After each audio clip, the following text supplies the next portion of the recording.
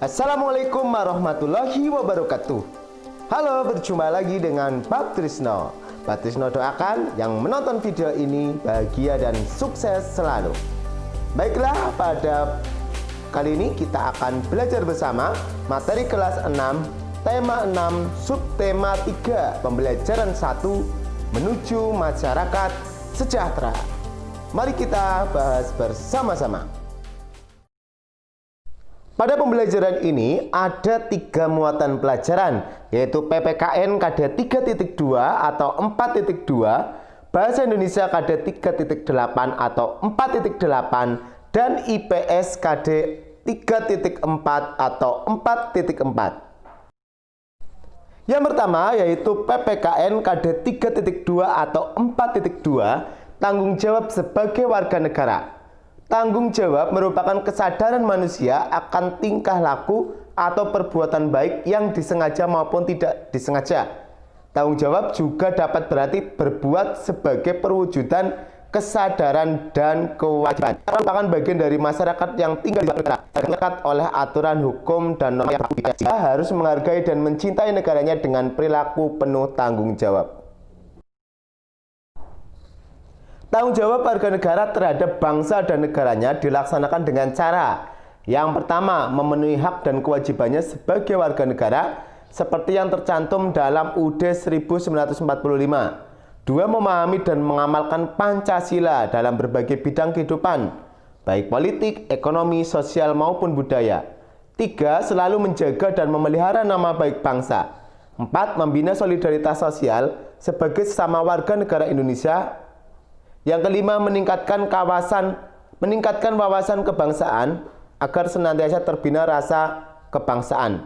6. Melaksanakan kewajiban membayar pajak dan berpartisipasi dalam kegiatan upacara bendera. 7. Menjadi pelajar yang rajin, pintar, dan berprestasi sehingga mengharumkan nama bangsa. 8. Melestarikan warisan budaya bangsa dengan lebih mencintai budaya leluhur dan mempertahankannya agar tidak tersingkir oleh budaya asing. Selanjutnya, Bahasa Indonesia KD 3.8 atau 4.8 menentukan letak gagasan utama dari teks non-fiksi. Jadi gagasan utama itu bisa terletak di awal paragraf, akhir, ataupun awal dan akhir. Gagasan utama juga ada yang terletak di tengah. Gagasan utama atau ide pokok pikiran memiliki ciri yang paling umum di antara kalimat-kalimat lainnya. Kalimat lainnya merupakan penjelas. Contohnya di sini ada teks berjudul Wujud Tanggung Jawab Sebagai Warga Negara. Paragraf 1 itu yang diberi tanda merah adalah kalimat utamanya. Tanggung jawab merupakan kesadaran manusia akan tingkah laku atau perbuatan baik yang disengaja maupun yang tidak disengaja. Dan seterusnya, yaitu yang warna hitam selanjutnya adalah penjelasnya. Lalu yang paragraf kedua itu letaknya di awal tapi agak ke tengah. Setiap warga negara tentunya terikat oleh berbagai aturan hukum dan norma yang berlaku di dalamnya. Paragraf 3, ini kalimat utamanya juga di awal. Tanggung jawab warga negara terhadap bangsa dan negara dilaksanakan dengan cara memenuhi hak dan kewajibannya sebagai warga negara seperti yang tercantum dalam UUD 1945. Jadi yang lainnya itu adalah penjelas dari kalimat utama. Karena ketika kita menentukan gagasan utama, yang paling penting adalah mencari kalimat utamanya terlebih dahulu.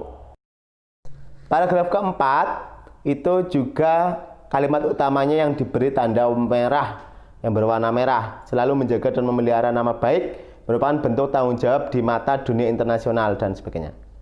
Yang paragraf kelima, berarti meningkatkan wawasan kebangsaan agar senantiasa terbina rasa kebangsaan. Ya, ini kalimat utamanya ya. Lalu paragraf ke-6, kalimat utamanya juga di awal. Masih banyak lagi bentuk pelaksanaan tanggung jawab sebagai warga negara dalam kehidupan sehari-hari. Di antaranya dan seterusnya itu adalah penjelas dari kalimat utama. Selanjutnya dari kalimat utama tadi kita tentukan gagasan utama dan letaknya. Paragraf 1, gagasan utamanya pengertian tanggung jawab, letaknya di awal. Paragraf 2, aturan dan norma mengikat warga negaranya, letaknya di awal juga.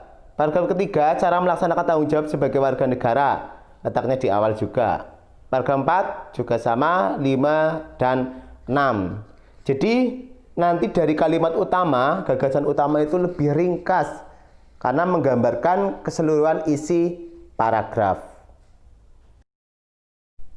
Selanjutnya yaitu IPS KD 3.4 atau 4.4 upaya menuju masyarakat sejahtera.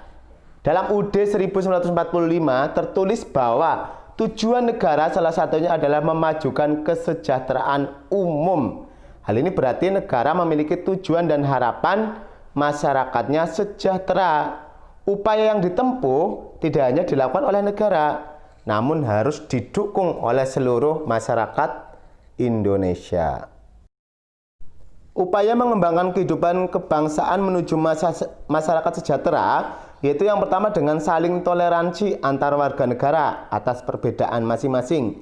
Yang kedua pemerataan pembangunan. Yang ketiga memperbanyak lapangan kerja dan memperbaiki fasilitas umum. Yang keempat masyarakat taat dan patuh membayar pajak. Kalau ini dilaksanakan nanti akan tercipta kehidupan masyarakat yang sejahtera.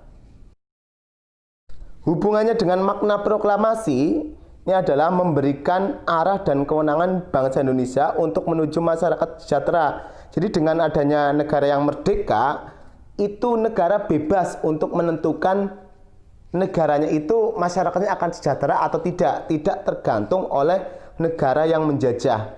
Ini adalah makna proklamasi kemerdekaan terhadap kesejahteraan rakyat. Demikian untuk penjelasan pada kali ini. Materi ini diambil dari buku sumber. Buku siswa kurikulum 2013 kelas 6, tema 6 edisi revisi 2018 dan Bu Pena Erlangga 6C. Terima kasih. Jangan lupa yang belum klik tombol subscribe-nya, klik tombol subscribe agar tidak ketinggalan info terbarunya. Like dan share ke teman-teman, ke banyak orang untuk bisa berbagi manfaat kepada orang lain. Sampai berjumpa lagi. Wassalamualaikum warahmatullahi wabarakatuh.